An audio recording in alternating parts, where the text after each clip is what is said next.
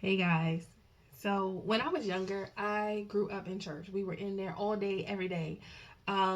We had morning services, evening services, Saturdays, rehearsals, prayer, worship, choir rehearsals, usher board practices, all of those things. And one thing about me was I was what I like to call a benediction baby. I didn't pay attention to nothing that was going on until I heard the words, "May the Lord watch between me and thee while we're absent one from another." Um, and that's when I kind of came alive because that meant we could leave. And I was so ready after all these services to go sometimes. And I want to point out something about this benediction. It is in the Bible. It is. However, it is oftentimes used a little bit incorrectly. So it is in the Bible.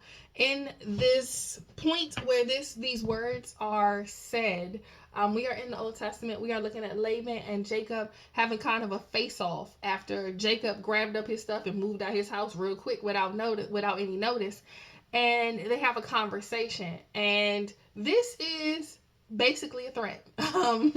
This is this is saying they drew a line in the sand and said, "You can't cross this line to do me any harm, and I can't cross this line to do you any harm." They are in a showdown. God has instructed Laban to not say anything good or bad about Jacob, but he does put this warning out there.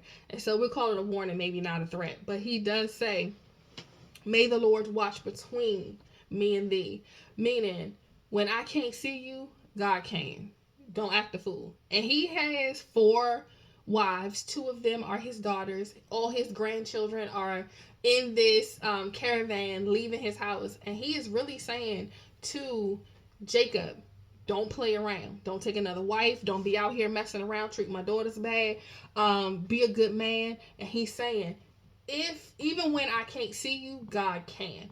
And I want us to understand that when we use this as a benediction, when we leave, the whole happy, oh, God is going to watch over and protect us as we are away from each other is good book. That is good book theology. What the Bible is actually saying is there's a level of accountability that comes with this.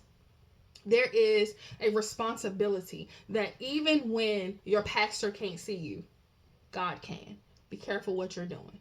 Even when the deacons and the ministers, even when the people who are coaching and teaching you are not present, God is, and He can see and He knows what's going on. So make sure that when you say, "May the Lord watch between me and thee while we're absent one from another," you are saying, when I'm not around you, I know God can see me and I'm accountable for the things that you just taught. I am accountable for the things that you've put in me. I'm accountable to God. And that's a whole big, better thing than being accountable to a person because they can't see you for real. But God is absolutely everywhere you go. So every time you hear that benediction, I want you to remember that God is with you everywhere. God is right there, front and center, no matter what's going on. And one thing that my mom used to point out to me when I was younger was God is with you everywhere you go. Just imagine every time you go and hop into a bedroom and close the door, God is sitting on the bed. And it changes what you do in the room when you have that understanding. So please remember that you are accountable to each other for the lessons that you've learned, for the sermons that you've heard, for the teaching that you received. And you are accountable to each other for that knowledge. And you have a responsibility to uphold each other. If I see you outside and you're not right, it's my job to bring you up because the Lord is watching. Y'all be blessed.